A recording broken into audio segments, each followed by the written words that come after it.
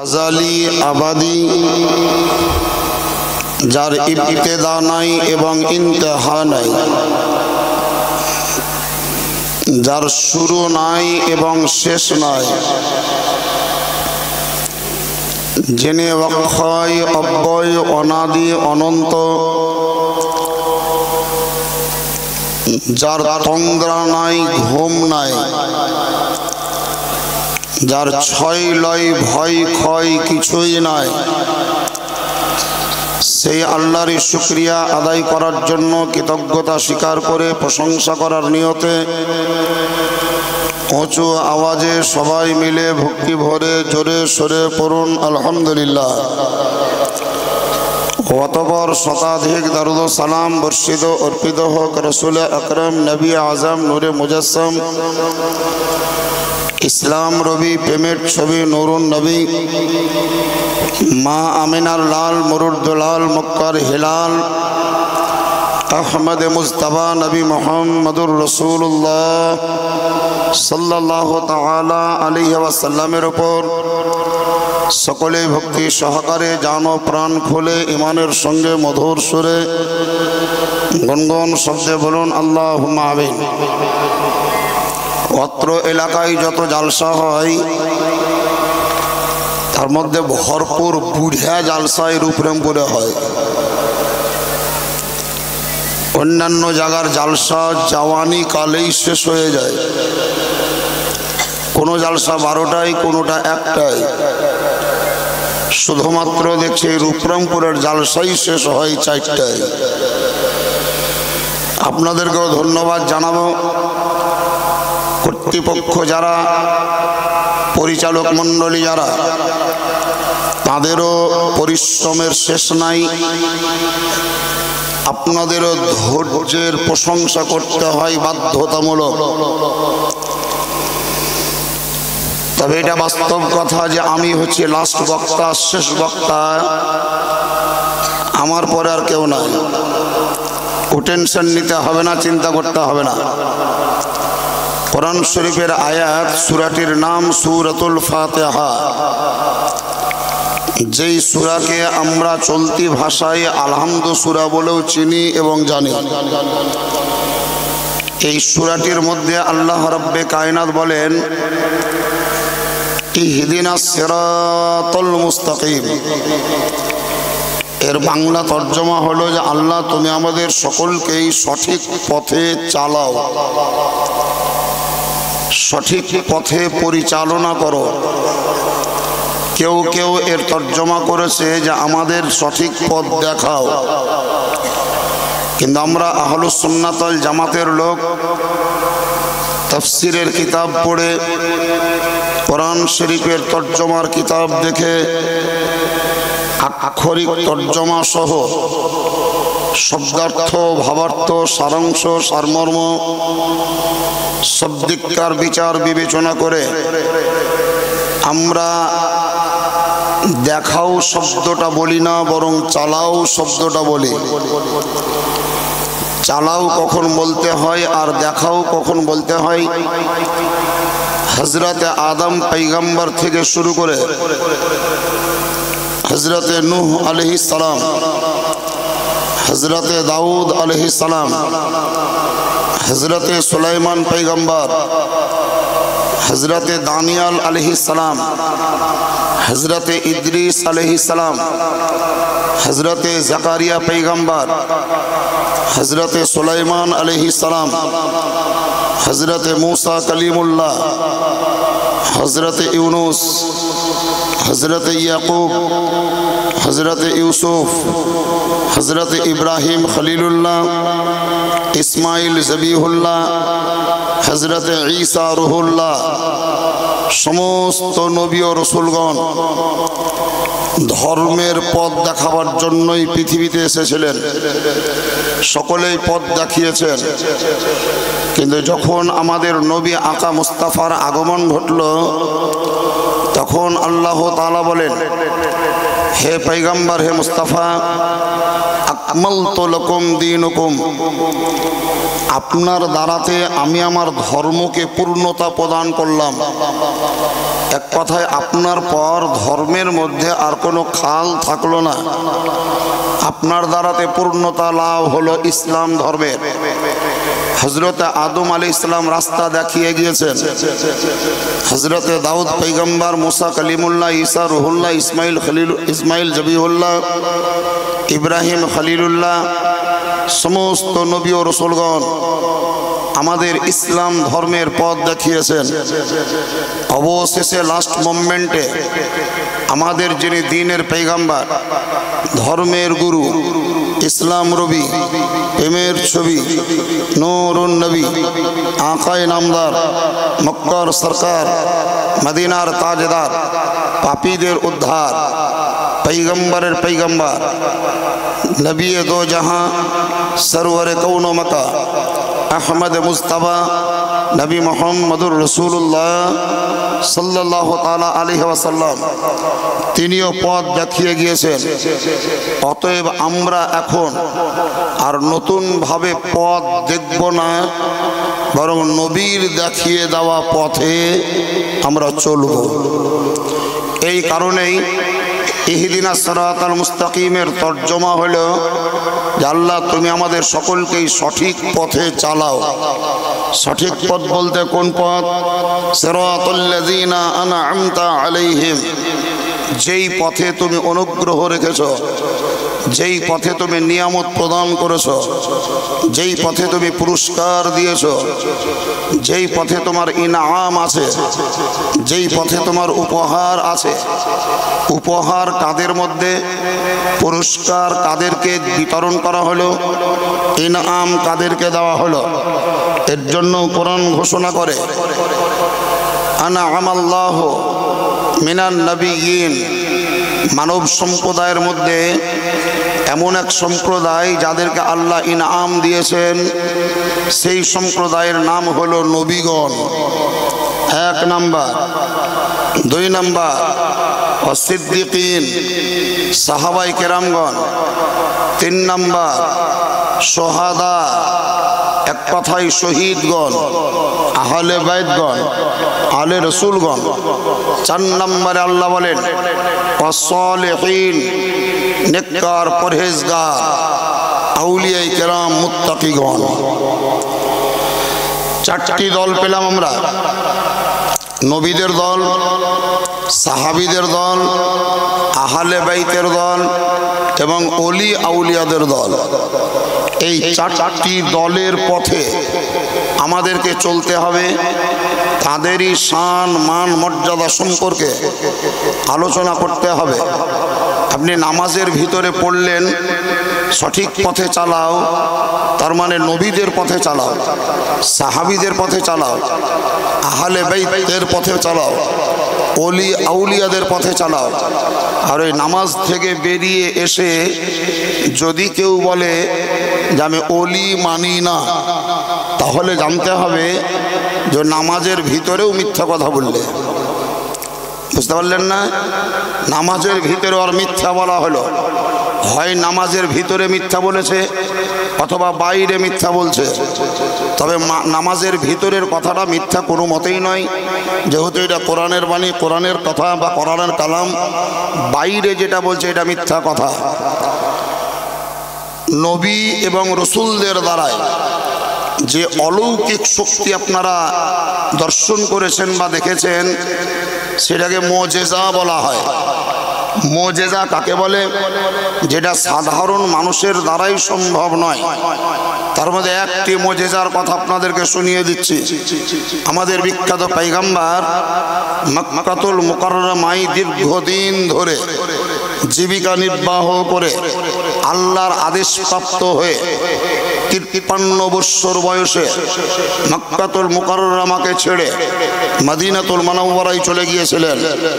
যেই মদিনায় সাহাবায়ে কেরামগণ সহ আমাদের নবী বসবাস করছিলেন শান্তি শৃঙ্খলার সহিত, খুব ভদ্রভাবে। কিন্তু মক্কা ছেড়ে মদিনায় চলে যাওয়ার পরেও মক্কার লোকেদের জানে শান্তি হয়নি, তৃপ্তি হয়নি, শান্তি পায়নি। তাদের টেন্ডেন্সি ছিল মদিনার উপরে আক্রমণ করব, মদিনায় হামলা করব, মদিনায় গিয়ে নারীদের প্রতি নির্যাতন করব, পুরুষদের ওপরে হত্যাকাণ্ড চালাবো, মদিনার ধন রত্ন যা আছে সব আমরা লুট করে নিয়ে চলে আসব। এই খবর যখন আমাদের নবীর নিকটে পৌঁছালো, তখন এই সাহাবাই কেরামগণকে এক জায়গায় একত্রিত করে নবী আমার যুক্তি করলেন, মশওয়ারা করলেন। যুক্তির প্রয়োজন আছে, মশওয়ারার দরকার আছে, আলোচনা ভিত্তিক কাজ করতে হয়।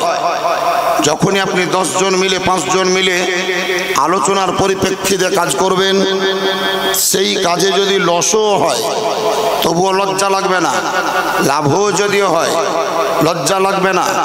এর জন্য কেউ বলেন মিলে মিশে করি কাজ, হারি জিতি নাহি লাজ। একাই করবেন, যদি ঠকে যান লজ্জিত হতে হবে, লস যদি লাগে বকনা খেতে হবে। খারাপ যদি হয় 10 লোক, সমাজের লোক আপনার সমালোচনা করবে, কিন্তু সবাই মিলিতভাবে যদি কাজ করা যায় তাহলে সমালোচনা হয় না। দলিল যদি বলেন তাহলে দলিল আছে আমাদের কোরআনে। স্বয়ং আল্লাহ আদম নবীকে সৃষ্টি করবেন, আল্লাহর কর্মের সামনে কেউ বাধা প্রদান করতে পারবে না, আল্লাহকে কেউ নিষেধ করতে পারবে না। কিন্তু তারপরেও আমাদের স্বয়ংভূ আল্লাহ তিনি ফেরেশতা মণ্ডলীদেরকে ডেকেছিলেন, হে ফেরেশতারা বলো, আমি একজন প্রতিনিধি বানাবো, পৃথিবীর মাঝে যাবে, খলিফা বানাবো, যার নাম আদম হবে। তোমাদের মতামত কি? তোমাদের মশওয়ারাটা কি? ফেরেশতা মণ্ডলীরা যদিও উত্তরে বলেছিলেন, ইয়া রব্বে কায়নাত, আদমকে সৃষ্টি করে কোনো লাভ নেই, তার কারণ তোমার প্রশংসা করলে আমরাই করি, ইবাদত করলে আমরাই করি, গুণগান গাইলে আমরাই গাই, তোমার তারিফ করলে আমরাই করি। তোমার ইবাদত করার জন্য, প্রশংসা করার জন্য, তারিফ করার জন্য আমরাই যথেষ্ট। আদম নবীকে বানাবার কোনো প্রয়োজন বোধ করি না। সেই মুহূর্তে আল্লাহ রব্বে কায়নাত বলেন, ইন্নী আলামু মা লা তা'লামুন। হে ফেরেশতারা, তোমাদেরকে আমি মশওয়ারা নেওয়ার জন্য ডেকেছিলাম তাই, কিন্তু আমি যাহা জানি তোমরা তাহা জানো না। ইন্নী আলামু মা লা তা'লামুন। যেই জ্ঞান আমার মধ্যে আছে সেই জ্ঞান তোমাদের মধ্যে নেই। অতএব তোমাদের কথা আমি প্রাধান্য না দিয়ে আদম নবীকে সৃষ্টি করবই। সেই আল্লাহ আদম নবীকে সৃষ্টি করে পৃথিবীর বুকে পাঠিয়েছেন। সে আদম নবীর দ্বারাতে এক এক করে নবী ও রাসূলদের আগমন ঘটতে শুরু হলো। লাস্ট মোমেন্টে, শেষ পর্যায়ে, লাস্ট পিরিয়ডে, আখেরি জামানায়, শেষ যুগে সমগ্র জগৎকে পথ দেখাবার জন্য, নিজের প্রেমে মাতিয়ে দেওয়ার জন্য, আল্লাহর সান্নিধ্য লাভ করাবার জন্য, জাহান্নামের পথ থেকে টেনে এনে জান্নাতি বানাবার জন্য, পুলসিরাত পার করিয়ে দেওয়ার জন্য, হাউজে কাউসারে পানি পান করাবার জন্য, মিজানের নিকটে দাঁড়িয়ে নিজের উম্মতকে পার করিয়ে দেওয়ার জন্য, কবরের ভিতরে গিয়ে নিজের উম্মতকে সাপোর্ট করার জন্য যে পয়গম্বরের আগমন ঘটলো, যেই নবী আগমন ঘটলো, যে মুস্তাফার আগমন ঘটলো, যেই নবীর পদার্পণ ঘটলো, তিনি হচ্ছেন আপনারও আমার গরিবের দাতা, এতিমদের সাহারা, দুর্বল মানুষের মাথার ছাতা, বিধবা নারীদের মাথায় পর্দা পোষণ করনেওয়ালা পয়গম্বর, নবী দো জাহাঁ, নবী মুহাম্মদুর রাসূলুল্লাহ সাল্লাল্লাহু তাআলা আলাইহি ওয়াসাল্লাম মদিনাতুল মুনাওয়ারায় বিরাজমান, বিরাজ করছেন। মশওয়ারা করতে লাগলেন, সাহাবীরা আমার নিকটে এসো। সমস্ত সাহাবায়ে কেরামগণ আমার নবীর নিকটে উপস্থিত হলেন। জিজ্ঞাসা করলেন, ইয়া রাসূলুল্লাহ, আপনি আমাদেরকে কল করেছেন, ডেকেছেন, আহ্বান জানিয়েছেন, বলুন বিষয়টি কি? নবী বলেন, হয়তো তোমরা জানো না, আমার নিকটে খবর এসছে গুপ্ত সূত্রে। খবরটা হচ্ছে এই যে মক্কার লোকেরা মদিনার উপরে আক্রমণ করবে। শুধু আমাকেই মারবে তা নয়, তোমাদেরকেও মারবে। শুধু আমার উপরে নির্যাতন হবে তা নয়, আমাদের এই মদিনায় বসবাস করা ভদ্র পরিবারের ভদ্রা মহিলা, সামাজিক মহিলা, শিক্ষিতা মহিলা, সম্মানিতা নারী যারা, তাদের প্রতিও বেইজ্জতি হবে, নির্যাতন হবে। অতএব তাদের এই আক্রমণকে রোধ করতে হবে, বাধা প্রদান করতে হবে। বলো কি করা যায়? সাহাবায়ে কেরামরা মশওয়ারা দিলেন, ইয়া রাসূলুল্লাহ, আমরা মদিনার বাইরে চলে যাব যুদ্ধ করার জন্য, একটাকেও ঢুকতে দিব না। কাউরির মশওয়ারা, ছতের উপরে চেপে থাকবো, কোন রাস্তা দিয়ে আসছে সেটা আমরা দেখব। সাহাবায়ে কেরামদের মতামত জানার পর নবী আমার শেষ বেলায় মশওয়ারা দিলেন, আমি একটি আলোচনা বলছি, তোমরা শোনো। বলেন হুজুর? নবী বললেন, ডান দিক খেজুরের গাছে জর্জরিত, সরাসরি তারা এটা দিয়ে ঢুকতে পারবে না।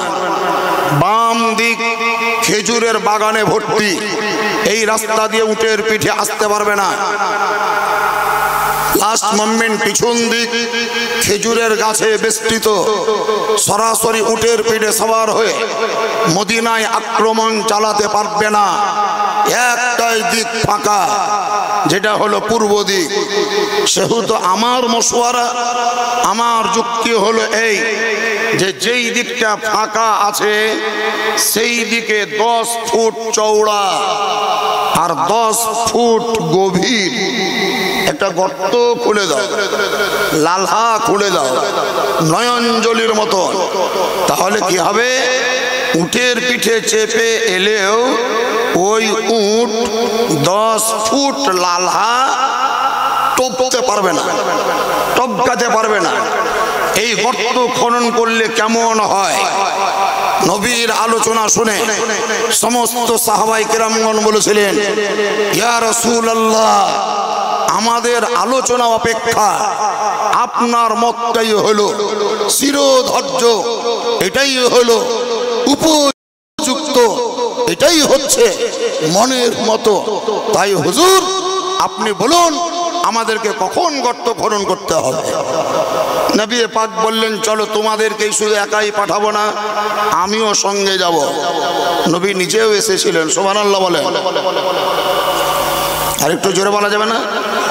এখন ঘুমাবার টাইম, কিছুই বলতে বলবো না, শুধু আমি বলবো। আপনাদেরকে বলতে গেলে হয়তো বিরক্ত অনুভব করতে পারেন, যার জন্য আমি খুব একটা বলার জন্য অনুরোধ করব না। তবে মাঝে মধ্যে না বললেও হয় না, সেহেতু আরেকবার বললাম সুবহানাল্লাহ। নবী পাক বললেন, আমিও তোমাদের সঙ্গে যাব। নবী গেলেন, এখান থেকে এই পর্যন্ত 10 ফুট, 10 জন সাহাবীকে 10 গজ, 10 জন সাহাবীকে দায়িত্ব দিলেন, তোমরা খনন করো, তোমরা খনন করো। নিশ্চয় আপনারা দেখেছেন, এর পূর্বে যখন এই বাঁশলই নদীর বাঁধ বাঁধার জন্য, মাটি কাটার জন্য লেবার নিয়ে যাওয়া হতো, তো নদীর ধারে ধারে দেখতাম মাটি কাটতো। বৈকালবেলায় যে কমিশন বা দফাদার থাকতো, সেই ব্যক্তি গিয়ে আপনি ক ফুট মাটি কেটেছেন সেটাকে মাপার জন্য মাঝে মধ্যে জায়গায় জায়গায় মিডিলে একটু উঁচু উঁচু করে মাটির সাক্ষী রাখা হতো। সাক্ষী রাখেননি? মাটির সাক্ষী। তাহলে বুঝতে পারবো তুমি ক চোখা মাটি কেটেছো, ক ফুট কেটেছো, ক ইঞ্চি কেটেছো। এই মাটি কাটতে গিয়ে আমি ক ফুট কাটলাম, ক চোখা কাটলাম, এটা দেখাবার জন্য কোনো মানুষ সাক্ষীর দরকার নেই, মাটি সাক্ষী দিবে। ফিতা ধরো, নিচে নামাও, ক ইঞ্চি হলো দেখো, লম্বা করে টানো, ক ফুট হলো দেখো। মাটি কাটলাম, আমার মাটিতেই সাক্ষী দেবে আমি কতখানি কর্ম করেছি। ঠিক তেমন শুনে রাখেন, এর দ্বারাই শিক্ষা প্রাপ্ত হলাম আমরা যে দেহ আমার পা, আমার হাত, আমার চোখ, আমার নাক, আমার কান, আমার জিহ্বা, আমার দাঁত, আমার জবান, আমার মাথা, আমার পেট, আমার পিঠ, আমার দেহে অঙ্গ প্রত্যঙ্গ বলে প্রমাণিত হয়। কিন্তু কোরআন খুলবেন, লিখিত পাবেন, হাদিস খুলবেন, দেখতে পাবেন, তাফসীর খুলবেন, দেখতে পাবেন, আপনার ফিকার কিতাব পড়বেন, দেখতে পাবেন, তারিখে ইসলাম পড়বেন, দেখতে পাবেন, মুহাদ্দিসদের কথায় প্রমাণিত হয়, মুহাক্কিকদের কথায় প্রমাণিত হয়, মুফাসসিরদের কথায় প্রমাণিত হয়, তাফসীর কারকদের কথায় প্রমাণিত হয়, বৈজ্ঞানিকদের কথায় প্রমাণিত হয়, আলিমদের কথায় প্রমাণিত হয়, মাওলানাদের কথায় প্রমাণিত হয়, হাফিজে কোরআনদের কথায় প্রমাণিত হয়, ঐতিহাসিকদের কথায় প্রমাণিত হয়। আল্লাহ রাব্বে কায়নাতের পয়গম্বর আকা মুস্তাফা বলেন, তুমি পৃথিবীর মাঝে কোন জায়গায় বসেছো, কোন কথা বলেছো, কোন খাবার খেয়েছো, কোন কর্ম করেছো, নামাজ পড়েছো না পড়োনি, রোজা করেছো না করোনি, যাকাত দিয়েছো না দাওনি, হজ করেছো না করোনি, দান খায়রাত করেছো না করোনি, বাপ মার সেবা করেছো না করোনি, বেটা বিটিকে কোরআন পড়া শিক্ষা দিয়েছো না দাওনি, স্ত্রীর হক আদায় করেছো না করোনি, প্রতিবেশীর সঙ্গে কেমন ব্যবহার ছিল, পাড়ার সঙ্গে কেমন ব্যবহার ছিল, লোকের সঙ্গে কেমন ব্যবহার ছিল, তুমি তোমার মায়ের সাথে কেমন ব্যবহার দেখিয়েছো, এটা প্রমাণ করার জন্য কোনো সাক্ষী লাগবে না, সাক্ষীর প্রয়োজন হবে না। তোমার পা তোমার বিরুদ্ধে সাক্ষী প্রদান করবে, তোমার হাত তোমার বিরুদ্ধে সাক্ষী প্রদান করবে, তোমার চোখ তোমার বিরুদ্ধে সাক্ষী প্রদান করবে, তোমার নাক তোমার বিরুদ্ধে সাক্ষী প্রদান করবে, তোমার কান তোমার বিরুদ্ধে সাক্ষী প্রদান করবে। নবী মুস্তাফা বলেন, কোনো সাক্ষী লাগবে না, তোমার দেহে অঙ্গ প্রত্যঙ্গ আল্লাহর নিকটে সাক্ষী প্রদান করবে। তোমার জন্য কোনো মানুষ লাগবে না, ফেরেশতারও প্রয়োজন হবে না। সেই নবী আকা মুস্তাফা বলেন, চলো আমিও যাব তোমাদের সঙ্গে। নবী আমার গেলেন, গর্ত খনন করার জন্য মাফ করে দিলেন, গর্ত খনন করছেন। আপনারা যদি মাঠে কাজ করেন, বেলা 10টার সময় একবার খাবার যাবে, দুপুর বেলা একবার খাবার যাবে, সকালবেলায় চা বিস্কুট মুড়ি ঘুগনি লেড়ুয়া পাপা বিস্কুট, আবার কেউ না কি বলে লেড়ুয়া না কি বলে, লেড়ুয়াই তো বলে, আমরা লেড়ুয়া বলি, আপনারা কি বলেন লাড়ুয়া? হ্যাঁ, ওরে এক জায়গায় যায় আমি বুঝতে পারিনি, ওদেরকে আমাকে বলছে মাওলানা সাহেব ভাকা খাবেন। ভাকা প্রথম শুনছি কালিয়াচক এলাকায় জালসা করতে গিয়ে, বলছে ভাকা খাবেন, আমি খাবো না, আমি খাবো না। আমি যখন খাবো না বললাম তো আমাকে দিবে না।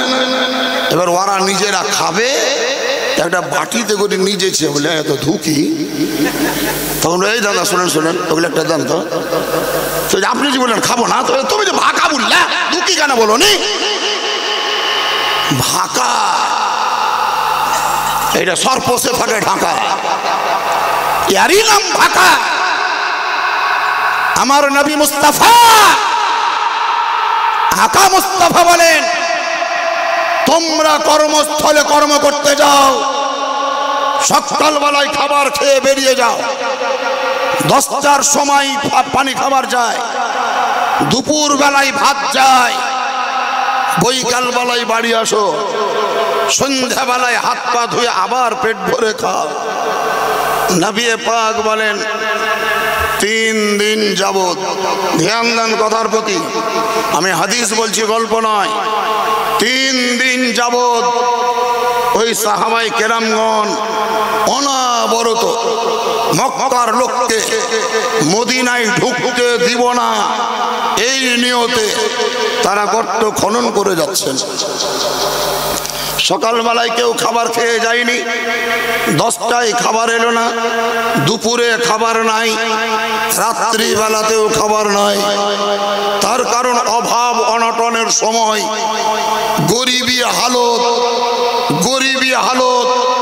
আজ তো আমাদের খাবারের অভাব নাই, মিলাদ শুনতে গেলেও খাবার, জালসা শুনতে গেলেও খাবার, বিহাইয়ের বাড়ি গেলেও খাবার, বিহাইনের বাড়ি গেলেও খাবার, জালসা করতে গেলেও খাবার, চায়ের দোকানে বসে খাবার। তখনকার যুগে প্রচন্ড খাবারের অভাব। এই কারণে নবী বলেন 3 দিন যাবত আমার সাহাবাই কেরামরা অনবরত মাটি কেটেছে, কিন্তু খাবার খেতে পাইনি। কাউরির বাড়িতে খাবার নাই, কাউরির বাড়িতে নাই। নবীকে জিজ্ঞাসা করবো, ইয়া রাসূলুল্লাহ আপনার বাড়িতে ছিল? নবী বলেন আমারও বাড়িতে নাই, আমিও 3 দিন ধরে মাটি কাটছি অনাহারে। সাহাবাই কেরামদেরকেই ছেড়ে দিইনি, নবী আমার কোদল হাতে ধরে মাটি কেটেছেন। সুবহানাল্লাহ, সুবহানাল্লাহ জোরে বলবেন না? আমার নবী কোদল হাতে ধরে মাটি কাটছেন সাহাবীদের সাথে।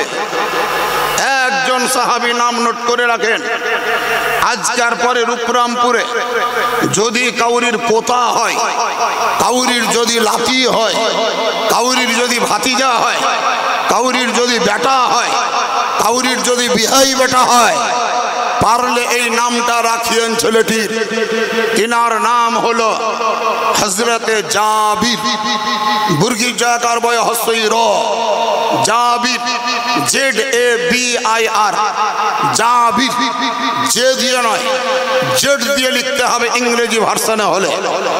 তা হযরতে জাবির বিখ্যাত একজন সাহাবী, তিনি বলেন যে নবী যেই জায়গায় মাটি খনন করছিলেন আমি তারই সন্নিকটে খুব কাছে মাটি কাটছিলাম। কোদলে মাটি কাটতে কাটতে একবার খাড়ো হলাম মাজা কোমর সাট করার জন্য। তো কি আমার মন গেল নবীর দিকে একটু দৃষ্টিপাত করলাম। যখন নবীর দিকে দৃষ্টিপাত করলাম তখনই আমি দেখতে পেলাম নবী আমার কোদল হাতে ধরে উপর দিকে চেড়েছে কোপ মারার জন্য। আর উপর দিকে যখন কোদল চাড়লেন তিনি, তখন তার পরনের এই যে জামাটা উঁচু হলো, জামাটা উঁচু হয়ে গিয়েছিল। আর এই জামা উঁচু হয়ে যাওয়ার কারণে আমি হযরতে জাবির নিজের চোখে দেখতে পেলাম ক্ষুধার তাড়নায় পেটের ব্যথাকে কন্ট্রোলে রাখার জন্য আমার পয়গম্বর নবী পেটের মধ্যে পাথর বেঁধে রেখেছে। সুবহানাল্লাহ। যেই নবী সমগ্র জগতের বাদশা, যে নবী আদেশ করলে পাহাড় শোনা হয়, যে নবী আদেশ করলে নদীর পানি শুকিয়ে যায়, যে নবী ইঙ্গিত ইশারা হলে লবণাক্ত পানি মিষ্টি হয়ে যায়, যে নবী মুস্তাফার কথার বাদাউলাতে মাটি শোনা হয়, যে নবী মুস্তাফার আঙ্গুলের ইশারাতে আসমানের চাঁদ 2 ভাগে বিভক্ত হয়ে যায়, যে নবীর কথাতে অস্তমিত সূর্য পুনরায় উদিত হয়ে যায়, যে নবী মুস্তাফা আপনার যে নবী মুস্তাফা হযরত আয়েশাকে বলেছিলেন, হে বিবি আয়েশা আমি যদি আদেশ প্রদান করি উহুদ পাহাড়কে, আমি যদি আদেশ করি নূর পাহাড়কে, আমি যদি আদেশ করি জাবাল পাহাড়কে, আমি যদি আদেশ করি হিমালয় পর্বতকে সোনা হয়ে যাও, তো সোনা তো হবেই, বরং সোনা হওয়ার পর মানুষের মতো তার আমার পিছন পিছন চলতেও লাগবে। সেই নবী আজকে পেটে পাথর বেঁধে রেখেছে, না খাওয়া অবস্থায়। আমাদের খাবারের অভাব নেই, আমাদের খাবারের শেষ নেই। নবী দো জাহানের বাদশা হওয়ার পরেও নবীর ঘরে খাবার নেই। হযরতে জাবির দেখলেন দিলটা বড় কেঁদে উঠল, মনটা বড় দুঃখিত হলো। হায় আফসোস, যে নবী দো জাহানের বাদশা, যে নবীর উপরে কোরআন অবতীর্ণ হয়েছে, যে নবীকে আল্লাহ সব চাইতে বেশি ভালোবাসে, যে নবীকে সৃষ্টি না করলে আল্লাহ সমগ্র জগৎ কিছুই তৈরি করত না, সেই নবী আজকে ক্ষুধার তাড়নায় পেটে পাথর বেঁধে রেখেছে। আমি যদি ওই নবীকে সামান্য খাবারের ব্যবস্থা করে দিতে পারি, মনের দিক থেকে তৃপ্তি পাবো, মনের দিক থেকে শান্তি পাবো। ক্ষণিকের জন্য জিরান নেওয়ার নিয়তে, এই জিরান নেওয়াকে ইংরেজিতে রেস্ট নেওয়া বলে, উর্দুতে আরাম করা বলে, আর চলতি ভাষায় মুনিশ লেবারে ওকে জোত লেওয়া বলে। জোত লেওয়া বলে না? এবার জোতলে রে জোতলে, কত আর কাম করবে? জোতলে মানে জিরান লে, আরাম কর, রেস্ট কর, একটু বস। হযরতে জাবির রেস্ট করার নিয়তে কোদলটা রেখে কিছু না বলে সজ্ঞানে সুস্থ শরীরে নিজের ইচ্ছাতে এক পা করে হযরতে জাবির গিয়ে বড় পরহেজগার বড় মুত্তাকি। হযরতে জাবিরের বয়স যখন 16 বছর, ধ্যান দিয়ে শুনেন, হযরতে জাবিরের যখন 16 বছর বয়স তখন তিনি বিয়ে করেছিলেন। 16 বছর বয়সে তিনি বিয়ে করেছেন। নবী মুস্তাফার কাছে দেখা করতে এলেন। আমার নবী জিজ্ঞাসা করেছিলেন, জাবির, জি হুজুর, শুনলাম তুমি বিয়ে করেছো। হযরতে জাবির বললেন, জি ইয়া রাসূলুল্লাহ, বিয়ে করেছি। তোমার বয়স যখন 16, তাহলে নিশ্চয়ই তুমি 14, 13, 12 এই বয়সের মেয়েকে বিয়ে করেছো? না হুজুর। তাহলে কি তুমি বিধবা মেয়েকে বিয়ে করেছো? আমার জাবির বলেন, জি ইয়া রাসূলুল্লাহ, আমি বিধবা মেয়েকে বিয়ে করেছি। বিধবা মেয়ে, কুমারী মেয়ে নয়। বয়স কত? হযরতে জাবির বলেন 25 বছর। সুবহানাল্লাহ বলবেন না? হযরতে জাবির বলেন 25 বছর। আমার বয়স 16, আমার স্ত্রীর বয়স 25। বিধবা নারী, স্বামী মারা গিয়েছে অথবা তালাক দিয়েছে, এই ধরনের মেয়েকে আমি বিয়ে করেছি। আপনাদের আমাদের পরিস্থিতি রূপরামপুর হোক আর পলসাই হোক আর সিধর হোক, কাউরির বেটার যদি বহু দেখতে যাই, বহুটো দেখতে ভালো, সুন্দরী, পরহেজগার, নেককার, বড় লোক ঘরের বিটি, ভালো ঘরের বিটি, খুবই পছন্দ বহু। কিন্তু বেটার মাকে এসে শুনেছে ওই ছেলেটোর চাচা ভজ, ভজ বলেন না, কি বলেন আপনারা? ভাবি বলেন না, ভজ, মেলা রকমের আছে। কে রকম কত রকম যে বলে তার শেষ নাই। তো যে ভানিও বলে, এটা বাগড়ি এলাকায় বলে।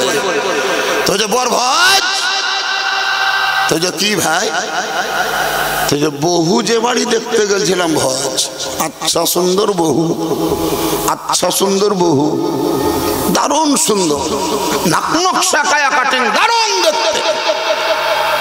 কিন্তু এক জায়গাতে একটু খাল থেকে গেছে। কি খাল?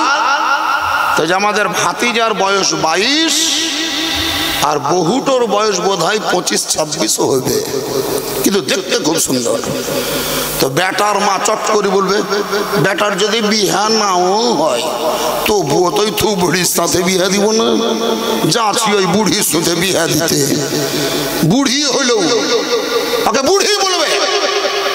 হযরতে জাবির বলেন, ইয়া রাসূলুল্লাহ, আমি যে মেয়েটিকে বিয়ে করেছি তার 25 বছর বয়স। নবী জিজ্ঞাসা করলেন, কেন কুমারী মেয়ে পাওনি? তোমার বয়সের উপযুক্ত মেয়ে পাওনি? হযরতে জাবির বলেছিলেন, মেলাই ছিল, কিন্তু আমি জেনে শুনে ওকে বিয়ে করেছি। কারণ কি বলো? তো ইয়া রাসূলুল্লাহ, আমার আব্বা মারা গিয়েছে, আমার আব্বা মরে গিয়েছে, আমার আব্বা নাই, আমার মা আছে, আর আমার পর আমার 9টা বহিন, একটাও বহিনের বিয়ে হয়নি। সব বহিন আমারই সমকক্ষ।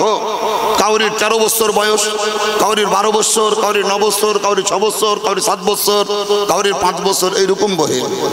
আমি যদি 13-14 বছর বয়সেরই মেয়েকে বিয়ে করতাম, তাহলে আমার স্ত্রীর বয়স আর বহিনের বয়স এক হইতো। একই হওয়ার জন্য কেউ কাউকে মানত না হুজুর, সম্মান দিত না, শ্রদ্ধা করত না। এই কারণে আমি বেশি বয়সের মেয়েকে বিয়ে করেছি, আমার বাড়িতে নিয়ে এসেছি। আমার স্ত্রী যেন আমার বোনেদেরকে নিজের বিটির মতন স্নেহ করে, আর আমার বহিনেরা যেন আমার স্ত্রীকে মায়ের মতন শ্রদ্ধা করে। আমার বাড়িতে যেন কোনো ঝগড়া না হয়, অশান্তি যেন না হয়, শান্তি যেন থাকে সংসারে। এই নিয়তে আমি বিয়ে করেছি। সঙ্গে সঙ্গে আমার মায়েরও যেন আমার স্ত্রী খিদমত করতে পারে। চাদর নিয়ে যাচ্ছে, যে যা পারবেন আপনারা চাদরের টাকা দিয়ে দেবেন। মাজার শরীফ থেকে চাদর নিয়ে যাচ্ছে ছেলেরা, যে যা পারবেন আপনারা চাদরে হস্তান্তর করবেন। মাজারে দেওয়া চাদর মা এবং বোনেদের মাঝে যাচ্ছে। 10 টাকা, 20 টাকা, 50, 100, 200, 1000, 1500, 1 লাখ, 2 লাখ, যে যাহা পারবেন চাদরে দিবেন। আর যদি কাউরির কাছে টাকা না আছে আপনার ব্যাংকের এটিএম কার্ডটা দিয়ে দেন আর কোড নাম্বারটা বললেন, কাল তুলি নেব। টেনশন নিতে হবে, চিন্তা করতে হবে না। হযরতে জাবিরকে নবী বললেন, তোমার নিয়ত ভালো, তোমার অন্তর ভালো, যাও আল্লাহ তোমার মঙ্গল করবে। এই কথা বলেছিলেন নবী মুস্তাফা। সেই বিধবা নারীকে বিয়ে করা স্ত্রী হযরতে জাবিরের নবীর পেটে পাথর বাঁধা দেখে বাড়ির দরজায় দণ্ডায়মান বিবিকে সালাম প্রদান করলেন। স্ত্রীকে সালাম দেওয়া নবীর সুন্নাত, স্ত্রীকে সালাম দেওয়া সাহাবীদের সুন্নাত, স্ত্রীকে সালাম দেওয়া সুলফ সালেহিন বুজুর্গানে দ্বীন আউলিয়ায়ে কেরাম সমস্ত ওলি আউলিয়াদের সুন্নাত। আপনাদের কাছে লজ্জার কথা, কিন্তু এটা শরীয়তের কথা, শরিয়তের বিধান। হযরতে জাবির সালাম দিলেন, স্ত্রী বেরিয়ে চলে এলেন। হুজুর, আপনি আপনার আগমন, আপনি গর্ত খনন করতে যাননি? উনি বলেন, গিয়েছিলাম। আপনি এলেন কেন? আমি জানতে এলাম যে বাড়িতে কোনো খাবার আছে না নাই।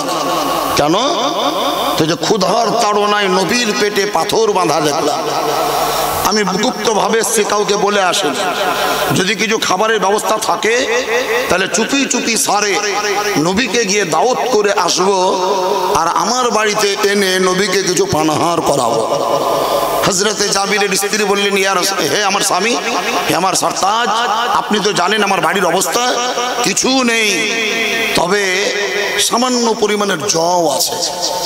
আপনি যদি অনুমতি দেন তাহলে জওটাকে জাঁতাতে পিষে আমি আটা বানাবো, আর আটা তৈরি করে রুটি গড়াবো, পিঠা বানাবো, রুটি বানাবো। আর ওই দেখেন ছোট্ট ছাগল আছে একটা, আপনি জবাই করে দেন, মাংস তৈরি করে দেন, আমি রান্না করব। তাহলে 500 পরিমাণের হবে, মোটামুটি 5 থেকে 6টা রুটি হবে।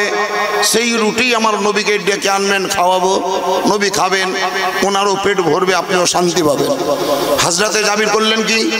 হাদিস বলছি, জবাই করে দিলেন ছাগল, আটার আপনার জবের আটা তৈরি হলো, রুটি বানাতে স্ত্রী শুরু করলো। হযরতে জাবির গেলেন ওই গর্ত খনন করার জায়গায়, খন্দকের প্রান্তে এক জায়গায় নবী মুস্তাফার নিকটে দাঁড়িয়ে নবীকে বলছেন, ইয়া রাসূলুল্লাহ, ইয়া হাবিবাল্লাহ, ফিদাকা আবি ওয়া উম্মি, আপনার পদতলে আমার পিতা এবং মাতার জান হয়ে যাক কুরবান। ইয়া রাসূলুল্লাহ, আপনাকে নিমন্ত্রণ করতে এলাম। নবী বলেন, কিসের নিমন্ত্রণ? তাহলে হুজুর, আপনি ক্ষুধার্ত অবস্থায় আছেন, আমার বাড়িতে সামান্য খাবারের ব্যবস্থা করেছি, তাই আপনি চলুন আর আমার বাড়িতে গিয়ে পানাহার করে আসুন। সুবহানাল্লাহ। শুনতে অবাক লাগে, পড়তে অবাক লাগে। নবীকে দাওয়াত করলেন তিনি, যেমনই নিমন্ত্রণ করা, ইনভাইট করা, দাওয়াত করা, কোদল রেখে দিলেন পয়গম্বর। উঁচু পাথরের উপরে দাঁড়িয়ে গেলেন। মোটামুটি 300-রও বেশি সাহাবায়ে কেরামগণ গর্ত খনন করছিলেন।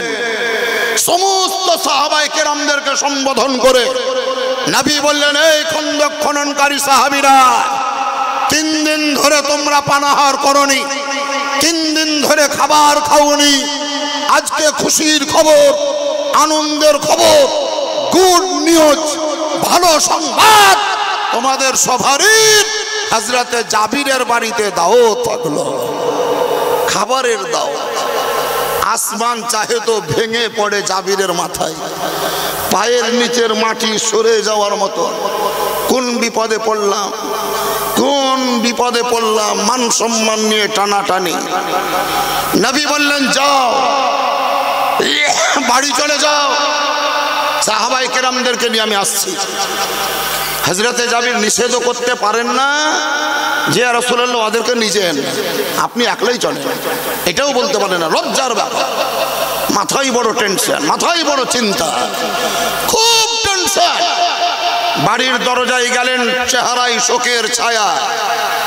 বড় পরহেজগার নেককার স্ত্রী দরজায়, স্বামীর আওয়াজ পেয়ে ছুটে এসেছেন।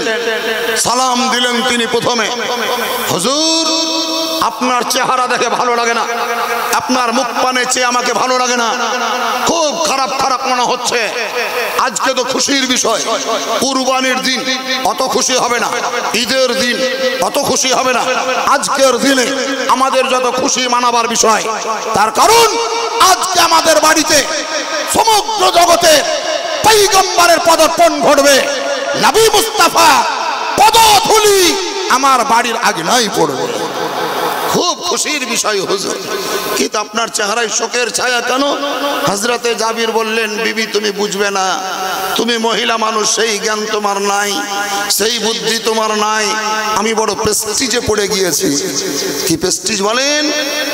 তাহলে খাবার তো সামান্য জবের আটার রুটি, ছোট ছাগলের মাংস, দাওয়াত করলাম নবীকে, উনি আসবেন, খাবেন, তৃপ্তি পাবেন, আমরাও মনের দিক থেকে শান্তি পাবো। কিন্তু জানো, যেখানে 3টা বৈরাত আসার কথা সেখানে 150 বৈরাত। যদি কেউ বিহার বাড়িতে চলে যায় তো বিটির বাপ বলবে বিহার দিবই না যায়। তোদের হুঁশ নাই, বুদ্ধি নাই। 4টা বৈরাত আসার কথা সেখানে 150টা বৈরাত চলে আসছি। আমি ডিম ক্ষতি পাবো, সুসা ক্ষতি পাবো, কলা ক্ষতি পাবো, হ্যাঁ মিষ্টি কোথায় পাবো? সম্মানের ব্যাপার, বেইজ্জতির ব্যাপার, আমাকে অসম্মান করতে এসেছ, এটাই আমরা বলবো। কিন্তু ধন্যবাদ জান পরহেজগার বিটি, বাপের বিটি, নেককার ঘরের বিটি। হযরতে জাবিরের স্ত্রী বলছেন, হুজুর আপনার কথা আমি বুঝতে পারলাম না, ভালো করে বলেন। টেনশন কিসের? দাওয়াত করলাম নবীকে, তিনি আসবেন, খেয়ে যাবেন, এটাই ভেবেছিলাম। কিন্তু উঁচু পাথরের উপরে চেপে খন্দক খননকারী সমস্ত সাহাবায়ে কেরামদেরকে তিনি নিমন্ত্রণ করে দিয়েছেন, সবাই আসবে, খাবার পাবো কোথায়? স্ত্রী মুচকি হাসি হাসছে, সুবহানাল্লাহ, মুচকি হাসি হাসছে। হযরতে জাবির বলছেন, আমার জান জ্বলছে, তুমি হাসছো? আমার চিন্তাতে মাথায় ঘাম বাহির হয়েছে, তুমি হাসছো, তার মানে? তো যে আপনি বুঝতে পারেননি, আমার হাসির ভিতরেও কেরামতি আছে, আমার হাসির ভিতরেও হিকমত আছে, হাসির ভিতরেও ইতিহাস আছে, হাসির ভিতরেও নবীর মহব্বত বিরাজ করছে। হযরতে জাবির বলেন, ভেঙে বলো। তাহলে হুজুর আপনি বুঝতে পারেন না, আপনি গিয়ে দাওয়াত করেছেন কাকে? আপনি গিয়ে দাওয়াত করেছেন কাকে? স্ত্রীর প্রশ্ন দেখেন, আপনি গিয়ে দাওয়াত করেছেন কাকে? হযরতে জাবির বললেন, নবীকে। সাহাবায়ে কেরামদেরকে দাওয়াত করেছে কে? জাবির বলেন, নবী। ভাগ হয়ে গিয়েছে, টেনশন কিসের আপনার? চিন্তা কিসের আপনার? আমি বা কেন ভাববো? আপনি বা কেন ভাববেন? নবীকে দাওয়াত আমরা করেছি, কি খাওয়াবো এটা আমরা চিন্তা করব। সাহাবায়ে কেরামদেরকে নবী দাওয়াত করেছেন, কি খাওয়াবেন এটা আমরা ভাববো না, আমাদের নবী চিন্তা করবে। আমরা কেন ভাববো? আমরা কেন চিন্তা করব? হযরতে জাবির স্ত্রীর গায়ে পিঠে হাত বুলিয়ে বলেন, ধন্যবাদ রে বিবি, তুমি আমার মাথার চিন্তাকে দূর করলে, এতক্ষণ আমার জানে জান হলো। তাহলে কোনো চিন্তা নাই? না, কোনো চিন্তা নাই। চিন্তা নাই, কিন্তু বাড়ি তো আমারই, আমার বাড়িতেই তো আসবে। যদি না জুটে, যদি না হয়, সবারই পেট যদি না ভরে, জাবিরের স্ত্রী বলেন, ও চিন্তাও আপনাকে করতে হবে না, আপনি যান। দস্তরখানা বিছিয়ে রেডি করে রাখেন তো, যে না দস্তরখানা বিছাতে নবী মানা করেছে। নবী বলেছেন, আমি আসছি, তুমি চলো। তাহলে হাত পা ধন, রেস্ট নেন, আরাম করেন, বসে, কোনো চিন্তা করেন না। সমস্ত সাহাবায়ে কেরামগণ সহ আমার নবী মুস্তাফা হযরতে জাবিরের বাড়িতে প্রবেশ করলেন। সুবহানাল্লাহ। কি ভাগ্য গো জাবিরের, কি নসিব, কি কপাল, কি তাকদীর। হযরতে জাবিরের বাড়িতে প্রবেশ করলেন, জাবিরকে সালাম দিলেন নবী, বসলেন। জাবির, রুটি তৈরি হয়েছে? বলে, হ্যাঁ ইয়া রাসূলুল্লাহ, হয়ে গিয়েছে, নিয়ে এসো রুটি। রুটির চ্যাঙারি আনো। চ্যাঙারি, চ্যাঙারি বোধহয় এখন আর পাওয়া যায় না, আগে ছিল চ্যাঙারি, ধামা ছিল, চ্যাঙারি ছিল, টুকি ছিল, মুনি ছিল, ঝাঁঝরি ছিল, টোকা ছিল, তারপরে আপনার ওই ঝাঁপা ছিল। ঝাঁপা, ঝাঁপা, ঝাঁপা বোধহয় দেখেননি। ঝাঁপা ওরে টাপা আলাদা, হাঁসের বাচ্চা ঢাকা, আর ঝাঁপা হলো ক্যাথা বালিশ ভরা। ওই ছিল আলমারি, ওই ছিল বাক্স, ওই ছিল আরিঞ্চোস। তখনকার মায়েদের, তখনকার বোনেদের ওই ঝাঁপাটা দিয়ে থাকতো ক্যাথা, ওতেই থাকতো বালিশ, ওতেই সমস্ত কিছু। সুবহানাল্লাহ। খেজুরের পাতা দিয়ে, কেশার ঘাস দিয়ে কত সুন্দর করে বানিয়েছিল মা এবং বোনেরা। গিঠানের বিটিরা গিঠান ছিল, আর এখন সব হোঁসমোটার দল হয়ে গেছে। কিনে নিয়ে এসো, আর টাইম নাই, কিনে নিয়ে এসো, ওয়ান নাই, সময় নাই, আগে টাইম নাই। আমার নবী বললেন, যাবি রুটির গামলা নিয়ে এসো, রুটির চাঙারি নিয়ে এসো, যাতে রুটি আছে ওটা নিয়ে এসো। মাত্র 5 থেকে 6টা রুটি হযরতে জাবির এনে প্রেজেন্ট করলেন। মাংসর হাঁড়ি আনো, নবীর সাহাবী হযরতে জাবির সেটাও নিয়ে এলেন। নবী কি করলেন, বাড়ি থেকে কন্ট্রোলের মাল হিসাবে আটা বেঁধে নিয়ে গিয়েছিলেন বা রুটি গড়িয়ে নিয়ে গিয়েছিলেন তা নয়। ওই রুটির গামলা বা চাঙারি যাই ছিল সেটা পাশে নিয়ে এই তর্জনীর আঙুল, এটাকে তর্জনী বলে। আঙুলের 5টা নাম আছে। এই যে হাতে 5টা আঙুল দেখছেন, বাংলাতে নাম আছে। এই আঙুলটাকে বলে বৃদ্ধাঙ্গুলি, চলতি ভাষায় বলে বুড়া আঙুল, বৃদ্ধাঙ্গুলি। এটাকে বলে তর্জনী, এটাকে বলে মধ্যমা, এটাকে বলে অনামিকা, এটাকে বলে কনিষ্ঠা।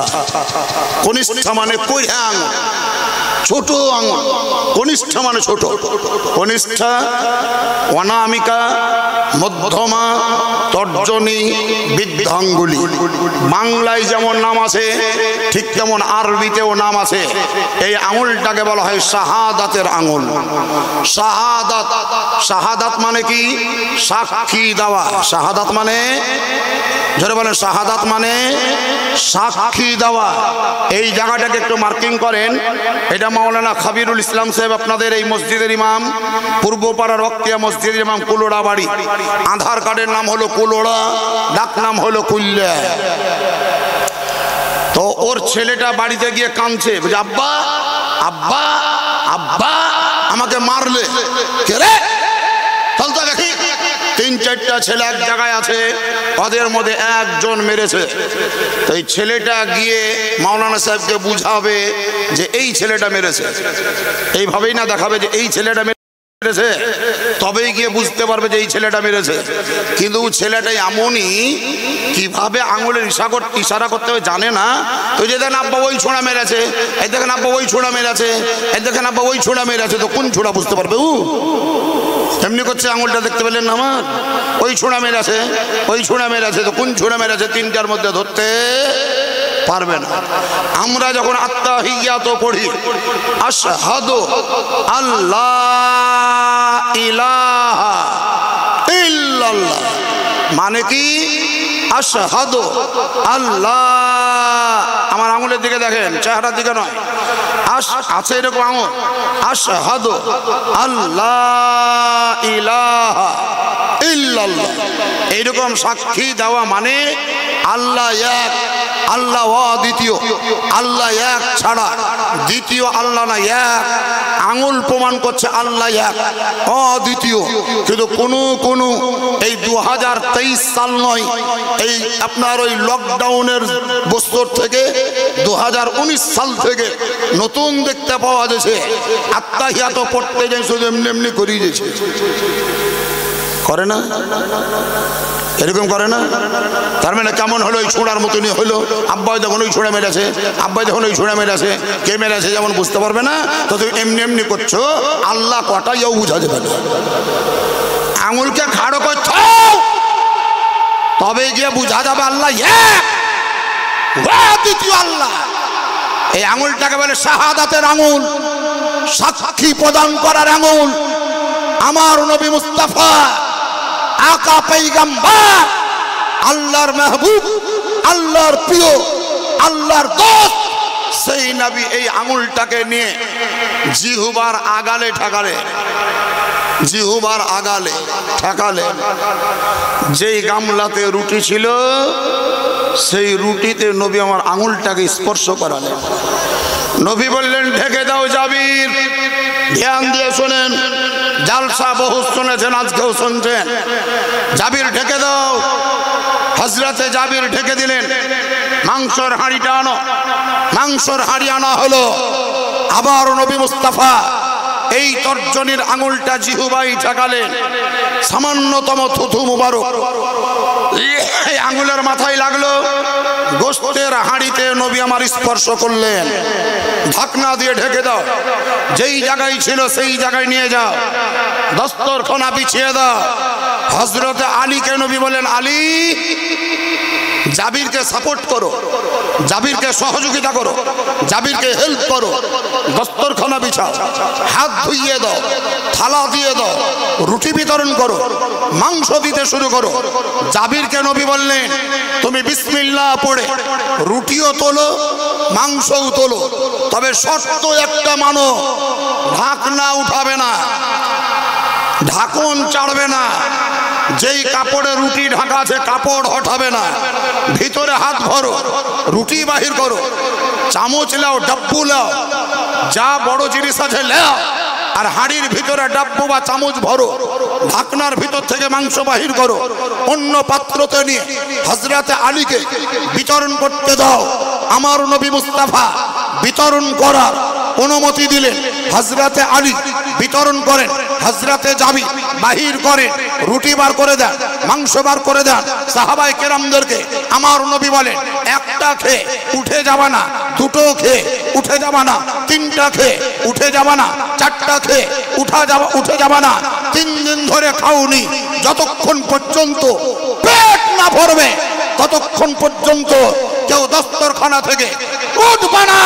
সাহাবায়ে কেরামদের মধ্যে হযরতে আলীকে নবী বললেন, তুমিও মাংস এবং রুটি দিতেই থাকো, যতক্ষণ পর্যন্ত লিবো না না বলবে ততক্ষণ পর্যন্ত দেওয়া ছাড়িও না। সব সাহাবায়ে কেরামদেরকে রুটি দেওয়া হলো, মাংস দেওয়া হলো, পেট পুরে তৃপ্তি সহকারে খাবার খেয়ে আশুদা হয়ে গেল। হযরতে জাবির বলেন, আগে রুটি মাংস যতটা ছিল তাকিয়ে দেখছি এখনো অতটাই ছিল। সুবহানাল্লাহ বলা যাবে না? আরো জোরে বলেন সুবহানাল্লাহ। এখনো অতটাই আছে।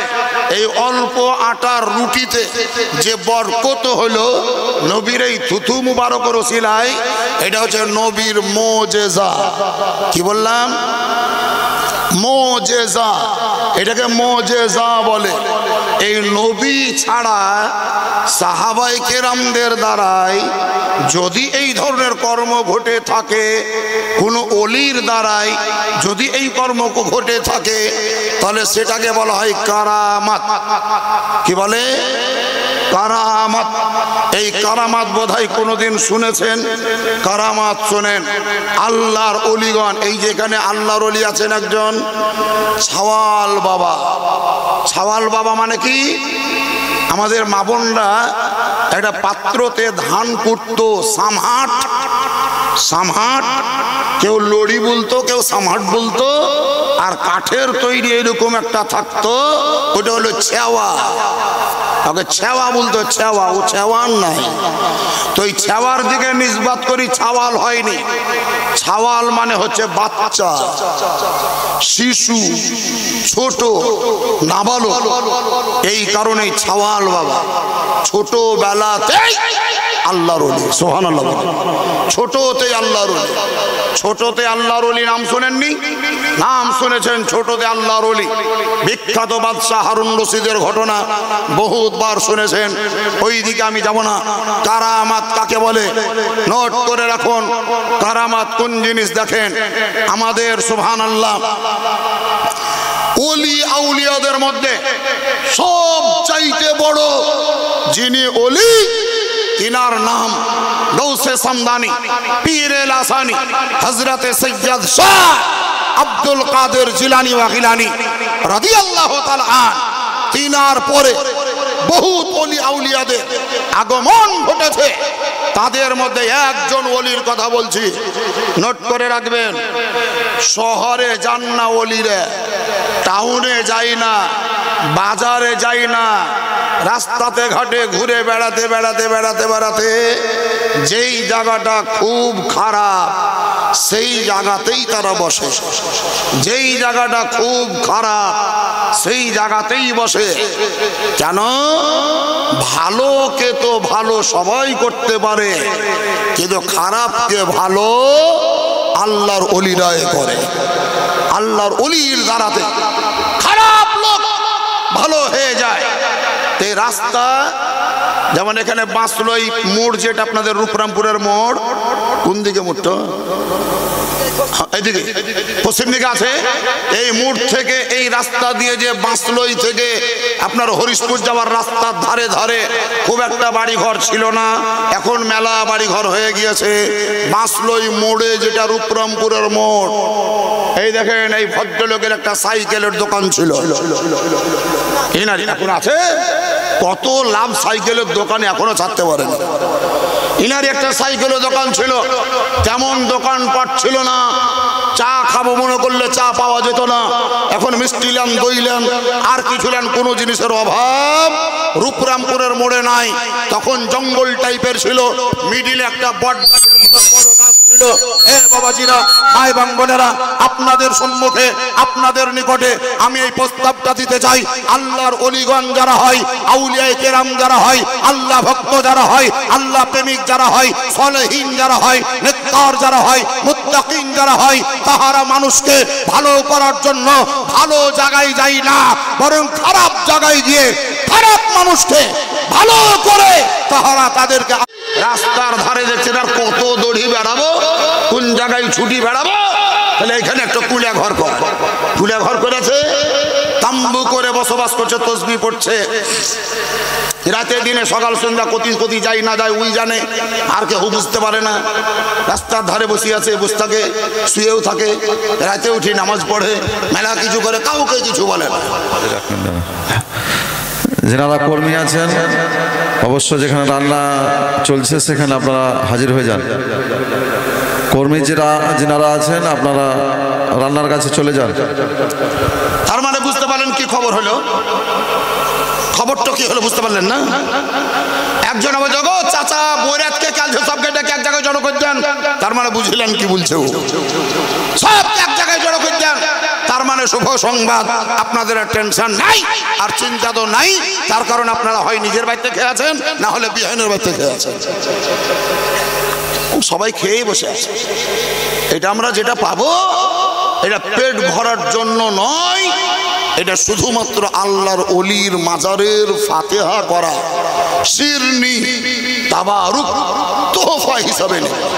মাওলানা সাবির সাহেবের যে জুব্বা দেখলেন, জুব্বা, এটা জুব্বা গায়ে দিয়ে জালসা করছিল না, এই জুব্বাটা কিনা লয়, বিহাইনের দেওয়া। আমার ধারণা বলছে বিহাইনের দেওয়া। তবে শুনেন, এ বাপ, মাওলানা সাবির সাহেব কালেকশন করছিলেন, আপনারা কালেকশন অনেক দিয়েছেন, না দেওয়া লয়, আপনাদের কাছ থেকে উনি কালেকশন নিয়েছেন। আমি দেখলাম স্টেট বাসের কন্ডাক্টরকে সভারির কাছে ভাড়া নিলে, দুইটা লোক ভাড়া দেয় না। কে? ও নিজে দেয় না, আর ড্রাইভারের কাছে চায় না। তো সাবির মৌলবীকেও দেখলাম বড় চালাক মৌলবী, ও নিজেও দেয়নি আর টুটুলের কাছেও চাহেনি। টুটুল ড্রাইভার টুটুলের কাছে চাহেনি, আছে টুটুল দিয়েছে, সাবির মৌলবী দিয়েছে, দেয়। মানে কন্ডাক্টর সবারই কাছে নিয়েছে, ও নিজেরটাও দেয়নি আর টুটুলের কাছেও দেয়নি। মানে দুজনাতে সাপোর্টার, দুজনাতে মেল মহব্বত। টুটুল কই? কেন দিলা না তুমি? হ্যাঁ, তুমি ড্রাইভার হয়েছ, দিবা না? সবকে দিতে হবে, ইনশাআল্লাহ হাদিস দিয়ে দেবে। তবে এখন পর্যন্ত হাইস্ট দান বোধ হয় 5,000 নাকি, 4-5টা লোক মিলিয়ে দিয়েছে 5,000 করি। আর আপে হলছে মানে 5,000-এর বেশি তো কেউ দেয়নি, 5,000-এর বেশি কেউ দেয়নি। এরা দুজন যখন বাদ আছে তো আর উপরেই নিতে হবে, কমের কোনো হাতি নেই। নিচে হাতি দিব না, ওপরে হাত, মাথায় হাত। এখন ভাবনা চিন্তা করুন, দুজনাতে যুক্তি করো, কোন ফাঁদে পড়লাম। আগে জানলে আসতামই না, ভিড়তামই না স্টেজে। বলছিলাম সে আল্লাহওয়ালা লোক রাস্তার ধারে বসে আল্লাহর ওজিফা পড়ে, তসবিহ পড়ে, এবার ইবাদত করে, কাউকে কিছু বলে না।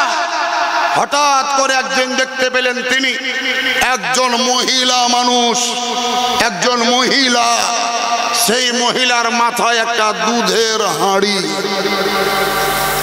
কিনা চোখ পড়ল, এই ভদ্র মহিলা শোন, শোনো, শোনেন। তিনি গেলেন, কি বলছেন? তোমার হাঁড়িতে কি আছে? যে দুধ আছে। কি করো? বিক্রি করি। বিক্রি করো, এক কাজ করবে না? কি বলেন? প্রত্যেক দিন 250 করে দুধ আমার এই কুড়িয়াতে দিয়ে যাই।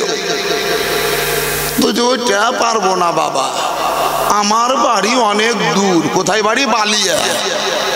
ওই যে বেলা পলসা বালিয়া, অত দূর থেকে এই জঙ্গলে দুধ দিতে আসা আমার পক্ষে সম্ভব নয়। তো যে এক হাঁড়ি দুধ বিক্রি করি ক টাকা হয় তোর? তো যে 150 থেকে 200 টাকা হয়। তো যে আমি তোকে ওই 250 দুধের বদলে প্রত্যেক দিন একটা করে সোনার টাকা দিব। তখন এবার গোয়াল নেব, তাহলে আসবো, তাহলে আসবো। আসিস যা, ও দেওয়া শুরু করে দিলে ওকে দুধ দেয় আর ও সোনার টাকা দেয়, ওকে দুধ দেয় আর ওকে সোনার টাকা দেয়। 1 বছর গেল। দিন আপনার প্রত্যেক দিনের ব্যাপার। টাকা জড়ো করে দিয়েছে, ঘোষকে বলেনি, ও গোয়ালকে বলেনি, গোয়াল নেই। একদিন হঠাৎ করে বলছে বাড়ি ভেঙে দাও, এই বাড়িতে থাকতে ভালো লাগে না, একটা চকচকে বাড়ি করবো টুটুলের মতন। তো গোয়াল বলছে টাকা কোন পাবি? তাহলে টাকার চিন্তা নাই, দেখো টাকা।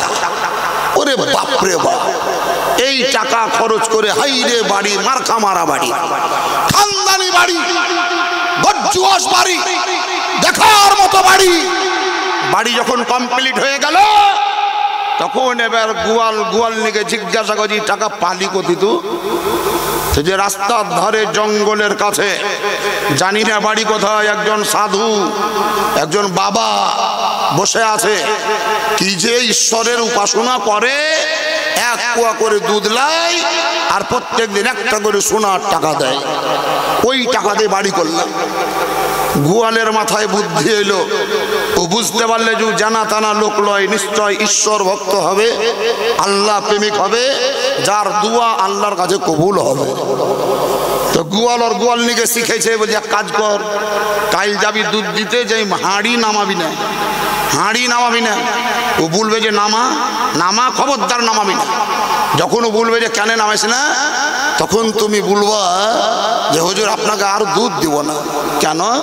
তো যে আপনার দেওয়া টাকাতে আমি বাড়ি বানিয়েছি, কিন্তু আমরা স্বামী স্ত্রী দুজনই মরে গেলে ওই বাড়ি পতিত পড়ে থাকবে, আমাদের কানা পুকুরে একটাও বেটাও নাই, বিটিও নাই, কিছুই নাই। তো হুজুর একটু দোয়া করতেন কেন, যাতে একটা ছেলেপিলা হয়। এই কথাটা বলবি, দেখিস কি বলে। তো গোয়ালের কথা মোতাবেক হাঁড়ি আর নামাই না। ফির সে বলছে নামা, তো যে না নামাবো না, নামা, না নামাবো না। তাহলে তো যে আপনার টাকাতে বাড়ি করলাম, বাড়ি যোগে বেঁকে, ছেলেজি নাই, বিটিও নাও, বেটাই নাই। ও সন্তানাদি হয়নি তোর? তো না, তোর একলাই হয়নি না, তোদের গাঁতে আরো 2-5টা মহিলার হয়নি? শুধু ওরকম যদি ঢুঁড়ি বেড়াই তো মেলা বাহির হবে। তো যে তোকে যদি দোয়া করি সন্তানের ব্যবস্থা করি দিয়ে, তাহলে ওদেরও চোখ খুলবে, বারে বারে খাটবো না। তো কাজ কর, ওদেরকেও ডেকে নিয়ে গেছে, ওদেরকেও ডেকে নিয়ে যায়। এই গোয়াল নিয়ে দুধ বিক্রি করতো, আজ আবার গাঁতে ঘুরি ঘুরি বেড়েছে, যাদের ছেলে হয়নি চলে এসো, ছেলে হয়নি চলে এসো, যাদের ছেলে হয়নি চলে এসো। ওরা ভাবছে গোয়ালের মাথা খারাপ হয়ে গেছে। গোয়ালনি ভাবছে না, ওরা ভাবছে আর মাথা ব্রেন শট। কি ব্যাপার? তো আমি রাস্তা পেয়েছি, জায়গা পেয়েছি, চলাই। সুবর্ণ সুযোগ হাতছাড়া করা চলবে না। এত সুবর্ণ সুযোগ হাতছাড়া করা, দেখতে পেয়েছেন আমার বাড়ি, আমি কোথায় পেলাম বাড়ি? কি করে বাড়ি হলো? আমি দুধ বিক্রি করে বাড়ি করতে পারতাম, ওই আল্লাহওয়ালার দুয়াতে বাড়ি হয়েছে আমার। চল ওর কাছেই যাব।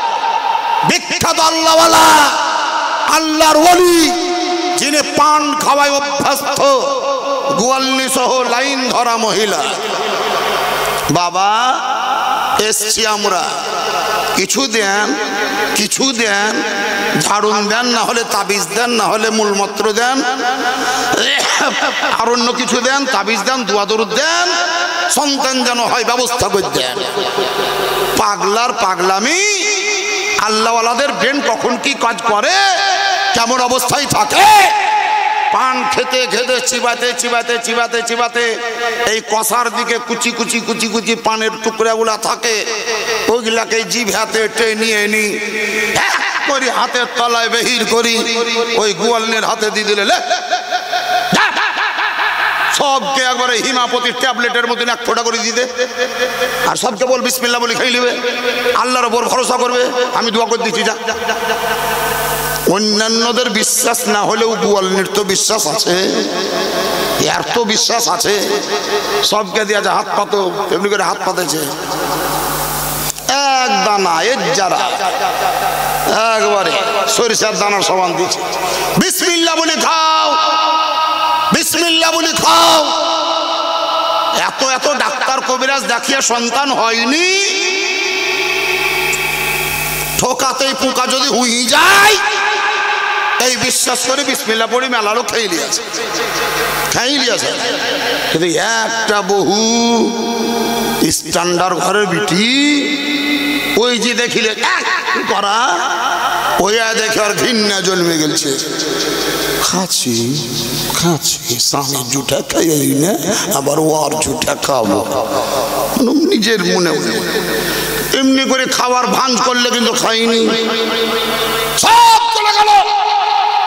রাস্তায় বাহানা করে কোনো জায়গায় বসে পাথরে হাত মুছে চলে এলো, বাড়ি গেল, আল্লাহর হুকুম হলো, ওলির দোয়া হলো, পীরের দোয়া হয়েছে, আল্লাহর দরবারে কবুল হয়েছে। বছর ঘুরলো, সমস্ত মেয়েদের গর্ভে সন্তানের সঞ্চার হলো। 4 বছরের মাথায় সবাই যেন সন্তান নিজের নিজের কোলে পেয়ে গেল। সুবহানাল্লাহ বলবেন না?